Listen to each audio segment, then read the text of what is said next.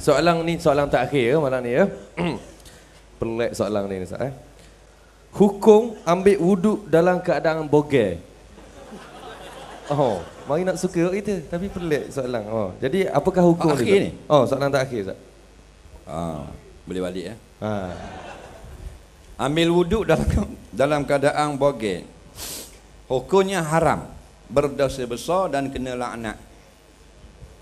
Seperti ambil wuduk bogel di kolah sejik luar tu. Pasal orang tengok aurat dia.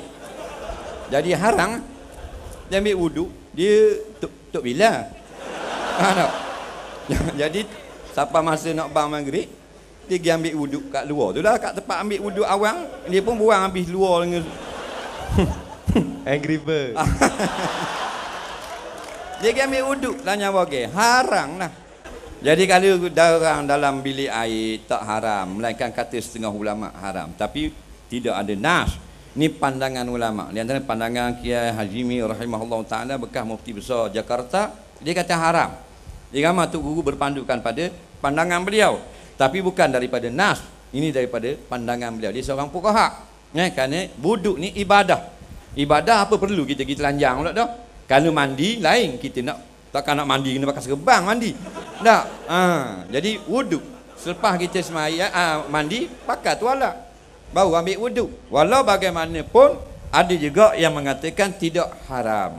Makruh sahaja. Nampak? Yang kita kata haram tadi luar. Nah, luar kat orang ramai peming gitu balik awal.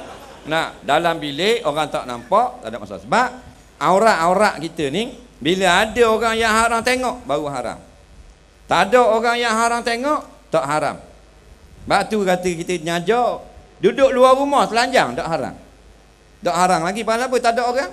Duduk dalam bilik haram telanjang. Buat apa? Mak tua ada. Faham lagi?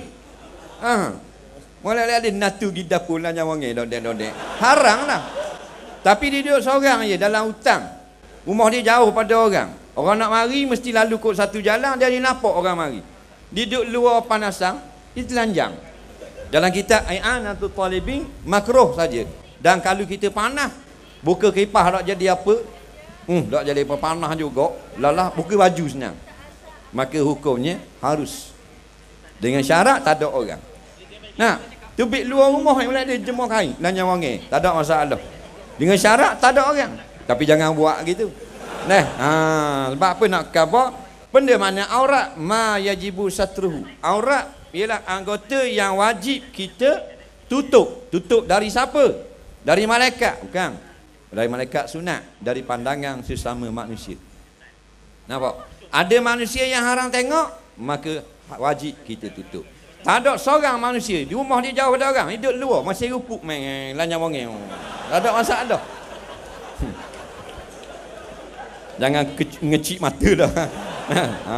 Itu cerita dia. Jadi jangan buat. Lama lagi kira tak sedar dah posmen mari gua mana ayah haji ni. Nak posmen lama dah masuk tu lah ada surat. Nak mana ayah haji lanyang wangeng gini. Nak Jadi aurat tu biar kita faham benda yang wajib kita tutup daripada orang yang haram lihat. Kalau daripada orang yang tak haram lihat, tak haram. Tak wajib tutup. Macam isteri. Isteri tak sogut mu tak ada. Nah. Isteri boleh tengok kita pada atas sampai ke bawah. Kita boleh tengok suami atas sampai ke bawah.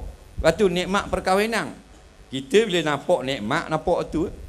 Nah, melihat juga nikmat nikah kahwin. Melihat juga. Lepas tu lah aurat tidak ada antara suami dengan isteri.